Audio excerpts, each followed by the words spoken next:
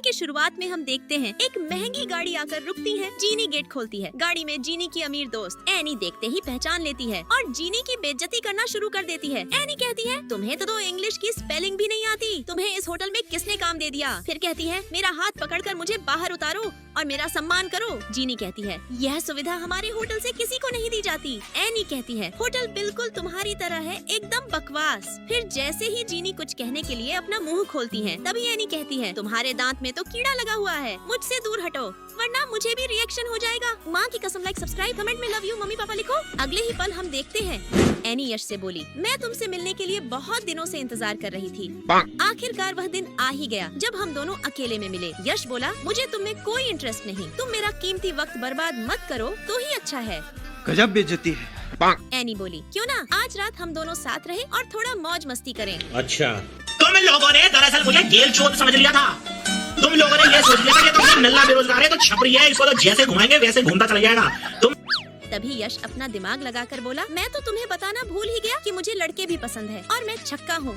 मुझे लड़कियों में कोई इंटरेस्ट नहीं। एनी, तुम्हारी जगह अगर तुम्हारा भाई आता तो उसके बारे में मैं सोच भी लेता। यह सुनकर एनी का खड़ा हो गया। क्या खड़ा हो गया? तू समझा? हाँ। नहीं, तू समझा नहीं। अरे मेरा मतलब एनी खड़ी हो गई और बोली, अब तुम ही मुझे घर छोड़ने जाओगे, मैंने भाड़े पर ली हुई महंगी कार जा चुकी है। खाओ माँ कसम। तभी यश बोला, मैं आजकल साइकिल से ही हर जगह जाता हूँ, क्या मैं तुम्हें साइकिल पर ही छोड़ दूँ? एनी बोली, तुम तो गरीब भी हो, आजकल साइकिल कौन चलाता है? वह सब पुराने जमाने की चीजें हैं। इससे यह पता चलता है कि तुम कितने गरीब हो और मुझे गरीबों से सख्त नफरत है। तभी वहाँ जीनी आकर बोली, पुरानी चीज है, इसका मतलब ये तो नहीं कि काम नहीं आती या आजकल उसका उपयोग नहीं किया जा सकता। दरअसल बात तो ये है कि इंसान काम का होना चाहिए।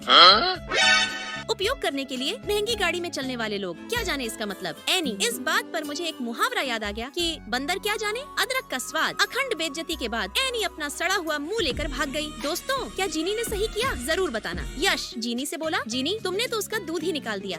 जीनी को समझ में नहीं आया। फिर यश बोला, अरे मेरा मतलब तुमने तो उसका जुलूस ही निकाल दिया। मैं तुम्हारी हर बात से सहमत हूँ, चलो कुछ खाने चलते हैं। जीनी बोली, हम दोनों का दुश्मन एक है तो हमारी दोस्ती हो सकती है। अगर तुम मुझे साइकिल से ले जाओगे तो मुझे मंजूर है। दोस्तों, यश ब्रश कर रहा था, तभी वहाँ उसका पर्सनल असिस्टेंट घबराया हुआ आया और बोला, सर एक बड़ी दिक्कत है, हमारी एक कंपनी का सर्वर किसी ने हैक कर लिया है, सारा डेटा चोरी हो चुका है। यश ने टूथब्रश नीचे रखा, मुस्कुराया और बोला, जिसे मेरे बिजनेस वर्ल्ड की ईंट समझा जा रहा है, वो मेरे लिए बस एक खिलौना थी, टूट गया, कोई बात नहीं, नए खिलौने खरीद लेंगे। और यह छोटी मोटी बात मुझे बताना जरूरी नहीं, ये सब तुम खुद हैंडल कर सकते हो। अब मुझे डिस्टर्ब मत करना। आज मैं एक खास लड़की के साथ डिनर पर जा रहा हूँ और ध्यान रहे, उसे ये पता नहीं चलना चाहिए कि मैं एक ग्रुप का CEO हूँ। अब सवाल ये है दोस्तों, क्या जीनी जान पाएगी यश की असली पहचान? क्या यश उसे धोखा दे रहा है या फिर ये सब किसी बहुत बड़ी साजिश का हिस्सा है?